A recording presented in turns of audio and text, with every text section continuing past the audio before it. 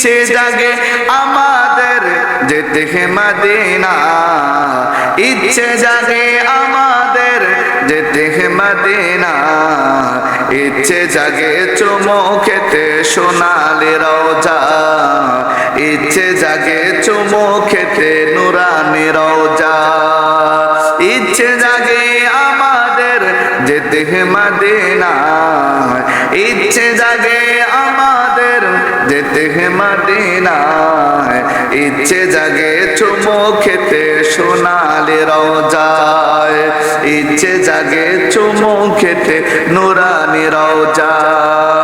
প্রতি বছর অনেক উমরা করে, জিলহজ মাসে হাজিরা হজ পালন করে, ঠিক কিনা বলুন?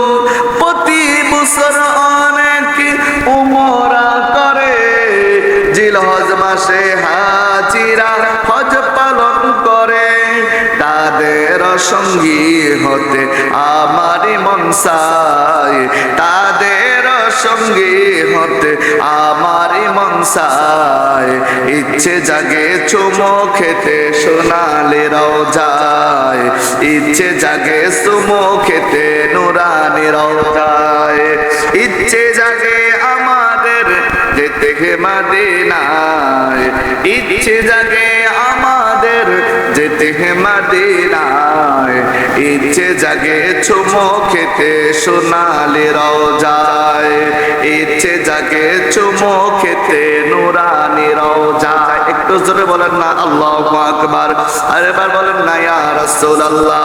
আমার আল্লাহ যেন আমাদেরকে হজ আদায় করার এবং পালন করার তৌফিক দান করুন, সবাই বলেন আমিন। মক্কাতুল মুকাররমা, মদিনাতুল মুনাওয়ারা, আমার রাসূলের রওজা মুবারক যেন জিয়ারত করার তৌফিক দান করেন, একটু জোরে কন্যা সুবহানাল্লাহ। এই জন্য বলতেছিলাম বাবারা, আমার বন্ধুরা, আমার পৃথিবীর সর্বশ্রেষ্ঠ তিনটা মসজিদ রয়েছে, এই তিনটা মসজিদে নামাজ আদায় করলে আপনি অগণিত সওয়াব পাবেন, কোটি কোটি অসংখ্য অগণিত সওয়াব পাবেন। এক মসজিদ হলো খানে কাবা, বাইতুল্লাহ শরীফের খানে কাবা। সে বাইতুল্লাহ শরীফে কেউ যদি এক রাকাত নামাজ আদায় করে, তার আমলনামার মধ্যে আমার আল্লাহ রাব্বুল আলামিন 1,00,000 রাকাতের নামাজের সওয়াব দিয়ে দিবেন। একটু জোরে কন্যা সুবহানাল্লাহ। দ্বিতীয় নাম্বার হলো মদিনাতুল মুনাওয়ারা, যেখানে আমার রাসূলের রওজা মুবারক মসজিদে নববী। সে মসজিদে নববীতে কেউ যদি 1 রাকাত নামাজ আদায় করে, আমার নবী বলে উম্মত, আমার আল্লাহ রাব্বুল আলামিন তোমাদের আমলনামার মধ্যে 50,000 রাকাত নামাজের সওয়াব দিয়ে দিবেন। এরপরে আল্লাহর হাবিব নূর নবীজি মুহাম্মদুর রাসূলুল্লাহ সাল্লাল্লাহু আলাইহি ওয়াসাল্লাম বলেন, কেউ যদি ওই যে মসজিদে আকসা, ফিলিস্তিন মসজিদে আকসাতে কেউ যদি 1 রাকাত নামাজ আদায় করে, তার আমলনামার মধ্যে 25,000 রাকাতের নামাজের সওয়াব আমার আল্লাহ দিয়ে দিবেন। একটু জোরে বলা যাবে কি সুবহানাল্লাহ?